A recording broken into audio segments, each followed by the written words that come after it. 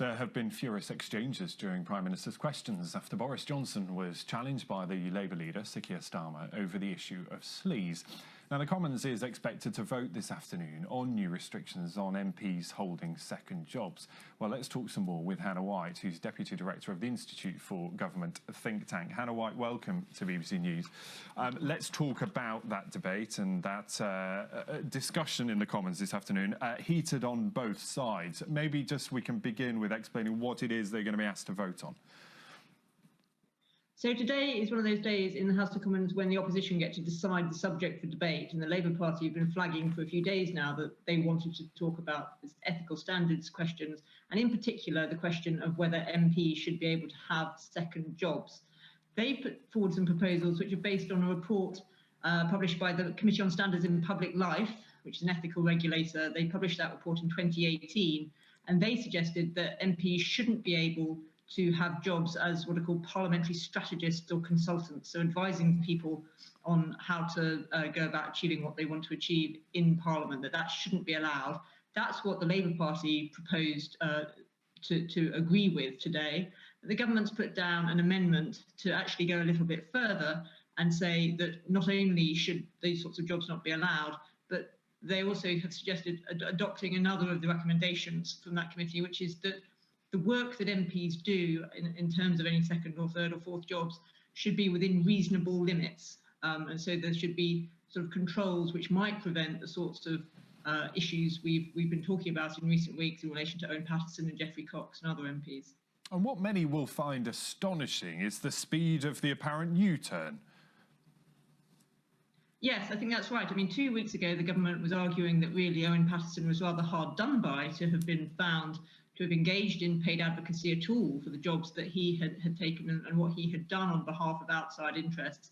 And now we've got to a point where suddenly the government is saying it's really urgent that we should do something about preventing these sorts of jobs. So it is a complete turnaround from a situation where political classes didn't seem to be bothered about this at all a couple of weeks ago. And the crux of this debate, it seems, will come down to the definition of what will be permitted. And we've been talking to our political correspondent about this afternoon, about some MPs work in public-facing jobs, some work in the health sector, some work in the legal sector. But then, of course, there are others who are making a not insubstantial sum on the side in lobbying or dealing with advisory or maybe sort of communications, and that is where the grey area emerges, isn't it? Absolutely. I mean, what's actually on the table from the Labour Party today is pretty narrow in terms of just stopping these parliamentary consultant type roles. The Labour Party has said that if it were to come into power, it would actually ban all second jobs, apart from a small set of public service related jobs, the sorts of ones you mentioned there. The government's proposal is just to look at these parliamentary sort of strategy jobs, but also this idea of reasonable limits, which is a big question, will be how that would be defined. Will it be a certain amount of time they can spend? Is it a certain amount of money they can earn? Who would decide what is reasonable and whether an MP is fulfilling their other duties? Because in the past, it's normally been accepted it's up to individual MPs to determine how they do their jobs. Yeah, and the government's, of course, very keen to draw a line under the whole affair. And I wonder whether this afternoon's event will do that. Will it be sufficient to restore trust in MPs, or does it actually make that water all a bit murkier and a bit greyer? Well, I don't think today is going to do it, to be honest. I mean, if the government amendment is passed, which if the government MPs support it, it will be, that puts off deciding all this until they put a sort of a time limit of coming to cross-party agreement by the end of January. So the discussion will go on at least until then. But I think now these issues have been raised, there's still going to be public debate about them.